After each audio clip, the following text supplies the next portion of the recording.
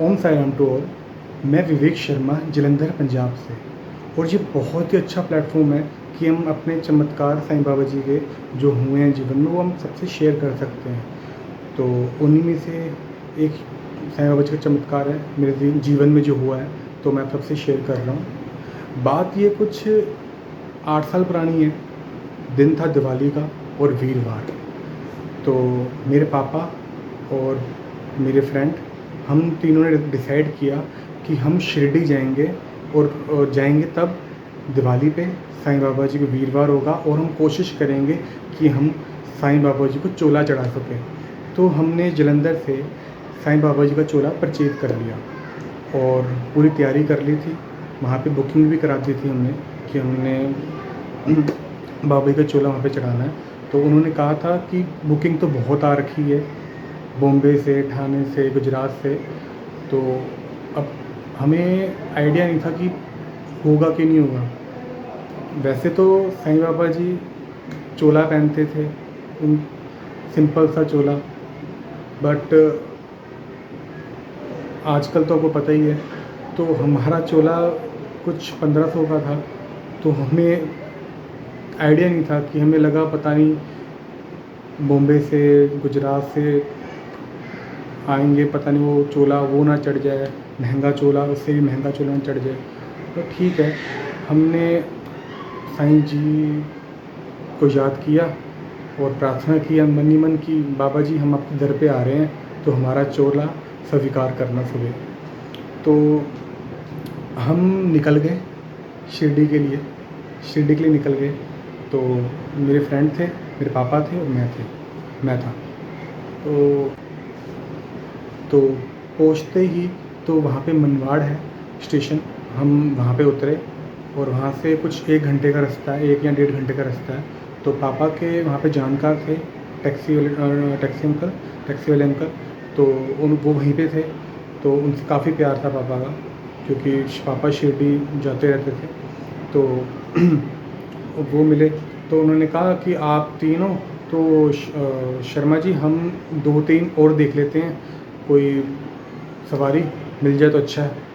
तो पापा और मैंने और मेरे फ्रेंड ने भी उनकी हेल्प की और 2 सवारी हमें मिली।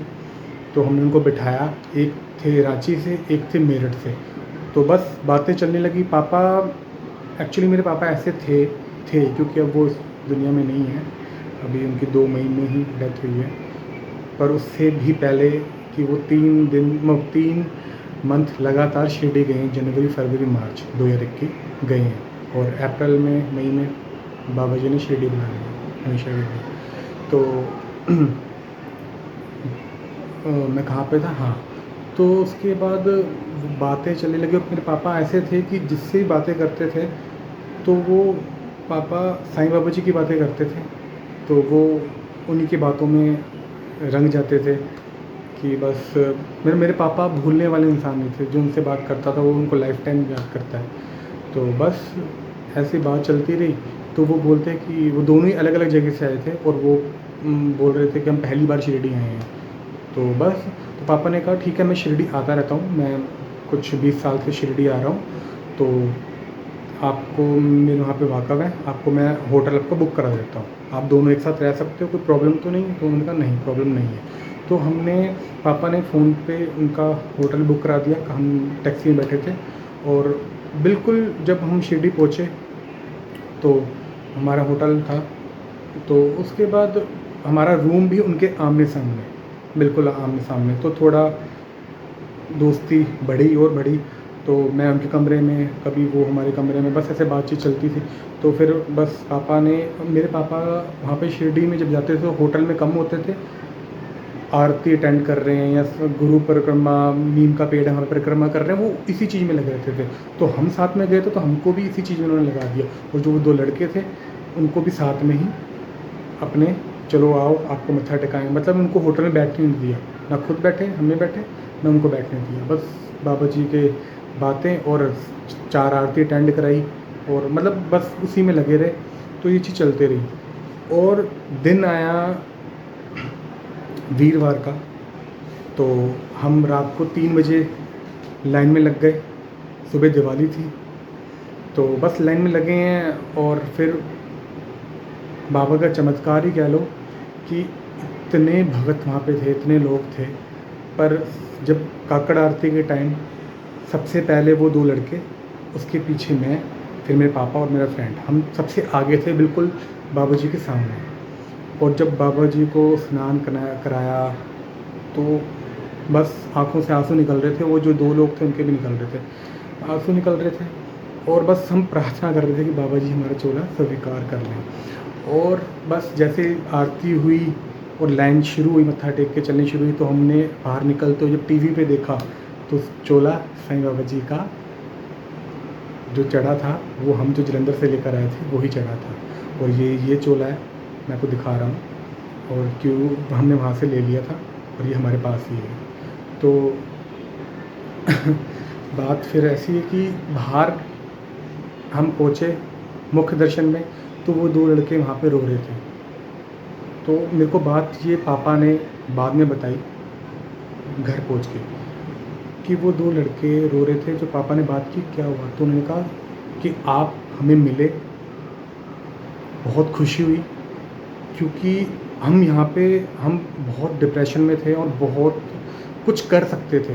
हम जिस मकसद से वो दोनों आए थे वो अलग अलग, वो एक दूसरे को जानते नहीं थे, पर उनका मकसद एक ही था। दोनों टेंशन में थे। अगर बाई चांस वो किसी आश्रम में या किसी होटल में अकेले अकेले ठहरते तो वो कुछ ऐसा कर सकते थे, वो उन्होंने कहा। बट पापा ने फिर उनको समझाया कि यही तो बाबा जी का चमत्कार होता है। आज से 20 साल पहले जब मेरा बिजनेस लॉस हो गया था, बहुत नुकसान हुआ था, तो मैं जब सड़क पे आ गया था तो मैं भी यहीं पे आया था और यही चीज़ मैं भी कर सकता था, पर मेरे को बाबा जी ने होटल नहीं दिया। फिर एक इंसान मिला, उसने आरती कराई, काकड़ आरती में अटेंड कराई।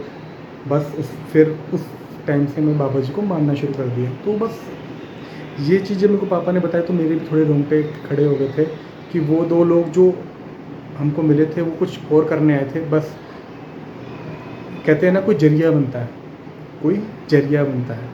और मैं आपसे ऐसे चमत्कार तो बहुत हैं, क्योंकि मेरे पापा शिरडी काफ़ी जाते थे। बस अब शिरडी ही है हमेशा के लिए। तो जब जाऊंगा शिरडी तो उन्हें वहीं पे पाऊंगा। तो मेरा कहने का मतलब ये है कि आजकल ये भी चल रहा है कि आप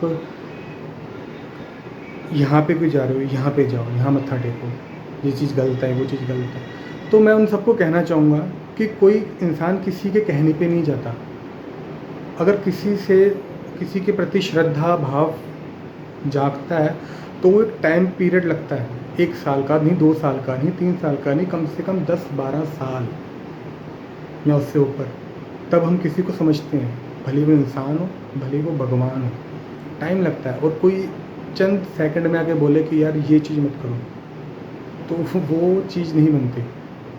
जैसे कि आपके पिता हैं, आप उन्हें अच्छे से समझते हो। कोई इंसान आके बोल रहा है तुम्हारा पिता ऐसा है, पर तुम उससे लड़ पड़ोगे। क्यों? क्योंकि तुम उस इंसान से बेहतर अपने पिताजी को जानते हो कि वो मेरी मुसीबत में खड़े रहे, हर मुसीबत में, हर सुख में, हर दुख में मेरे साथ रहे। तो बस कहने का मतलब यही है कि आप अगर किसी का सजदा मत्था टेक रहे हो, मैं बाबा जी को जब शिरडी जाता हूँ तो जब उनका रूप देखता हूँ तो मुझे हर भगवान के दर्शन हो जाते हैं। और मैं हर धर्म की रिस्पेक्ट करता हूँ, मैं हर धर्म की रिस्पेक्ट करता हूँ और हर धर्म को मैं पूजता हूँ, मत्था टेकता हूँ, क्योंकि सबका मालिक एक है। रास्ते अनेक हैं पर मंजिल एक है। तो बस मेरा कहने का यही मतलब है कि सबका मालिक एक है और आप जहाँ पे मत्था टेक रहे हो, सजदा कर रहे हो, तो वो भी आपका श्रद्धा भाव है। कोई कुछ भी बोले, अपनी भक्ति मत छोड़ना, ठीक है? ओम साई राम, जय साई राम।